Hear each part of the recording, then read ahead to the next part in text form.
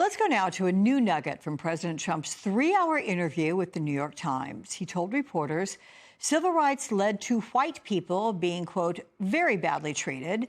The Times characterized his comments as a blunt distillation of his administration's racial politics, which rest on the belief that white people have become the real victims of discrimination in America. Here's what the president said when asked about race and his immigration policy.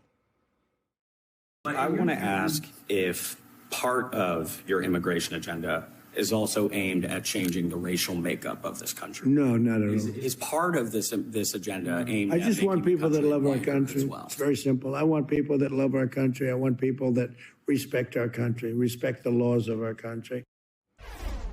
Joining me now, our friend Eddie Glaude Jr., Princeton University professor and MS Now contributor. It's good to see you as we look ahead, Eddie, to tomorrow, which, of course, is the U.S. will observe MLK Day. It's a federal holiday. It honors the life and legacy of Dr. Martin Luther King Jr., who led the nonviolent civil rights movement in the fight for racial equity and justice. How would King react to the president's point of view as expressed to the New York Times that we just heard? And why would Trump say something like that in the first place? Well, first of all, it's great to see you and Happy New Year, Alex. I'm always a bit hesitant to try to anticipate Dr. King's words. And in fact, I would just simply refer to what he said. In 1968, about 2 months before he was assassinated, at a rabbinical assembly that was he was in conversation with Rabbi Abraham Joshua Heschel. He was asked this question about how could people help. And he said, first thing we need to do is to recognize that America is a racist country. That's Dr. King. I'm not paraphrasing. That's his words. He said, we need to recognize that racism still sits on the throne of America. And until we do that, until we understand that, we can't really get at the heart of the problem. And so when we listen to Donald Trump and when we look at his policies and we look at the administration, we see, at least I see, a clear white nationalist agenda at work, and specifically in the context of ICE and his immigration policy. So on the one hand, the answer to the question is that he said no. I think he's lying. When we look at the evidence, it's very clear. He has an idea of the countries that he doesn't want and the countries that he does, the people he wants from certain other countries. So Bloomberg Law reports that the Equal Employment Opportunity Commission and the Justice Department's Civil Rights Division are encouraging white men to file workplace discrimination charges. How do you feel about this administration attempting to relitigate this almost 58 years after Dr. King's assassination? Well, I think, that's a wonderful way of putting it, Alex. I think we're in a moment where we're relitigating the social revolutions of the mid-20th century. Not only are we dealing with issues around racial justice and racial equality, we're dealing with gender equality, we're dealing with LGBTQ plus rights.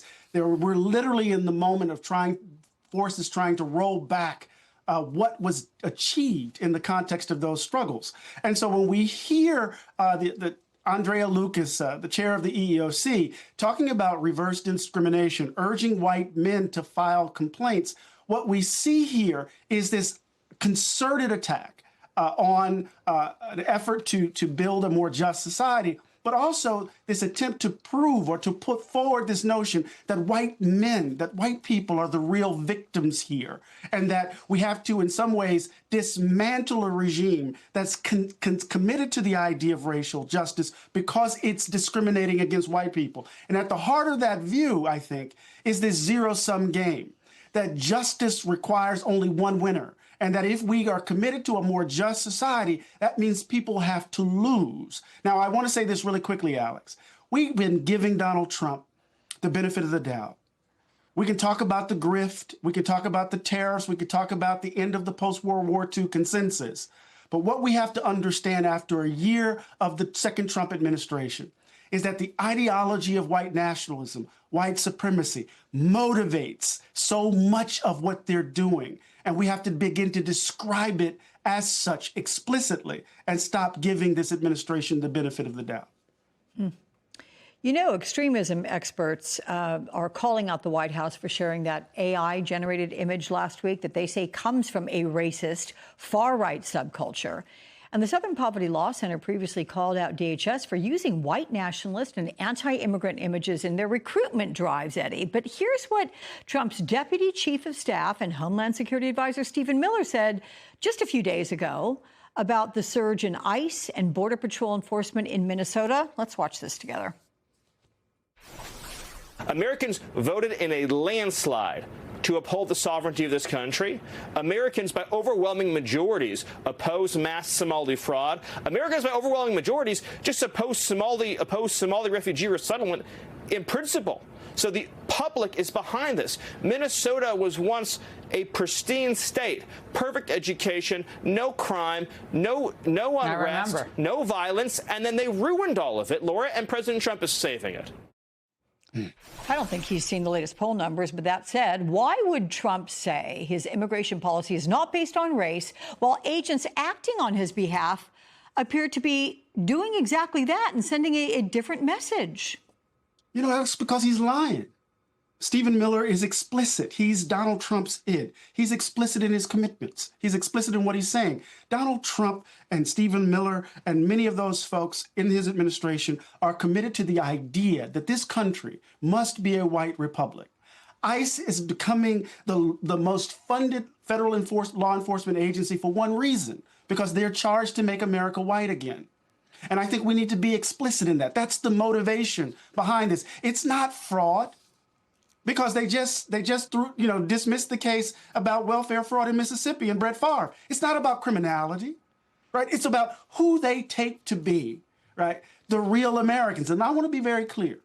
When that ICE officer killed Renee Good, three shots, point blank range, they were very clear. They were drawing the lines of who are the people who are with us and who are the enemies. And those enemies can include white Americans who are committed to a more racially just and multiracial democracy. And so I think we need to be clear about what's motivating the Stephen Millers and even Donald Trump. And I want to say it again, Alex, it is a white nationalist agenda alongside the grift, alongside the greed, alongside the corruption. White nationalist ideology is in the iconography. It's in the symbols. We'll make America our home again. All of that stuff is at work and in circulation, and we either name it for what it is or we become complicit in the way it corrupts our way of life.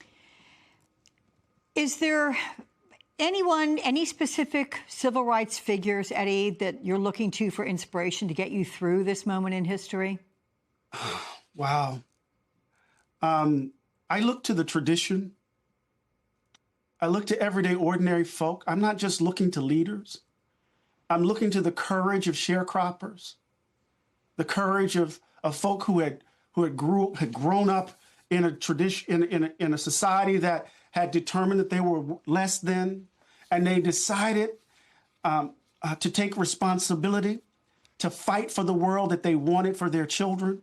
I'm looking at the courage of ordinary people, Alex, in the midst of unimaginable brutality and cruelty, who dared to strike the blow for freedom, because they should be our motivation in our moment. We don't need leaders. We need us.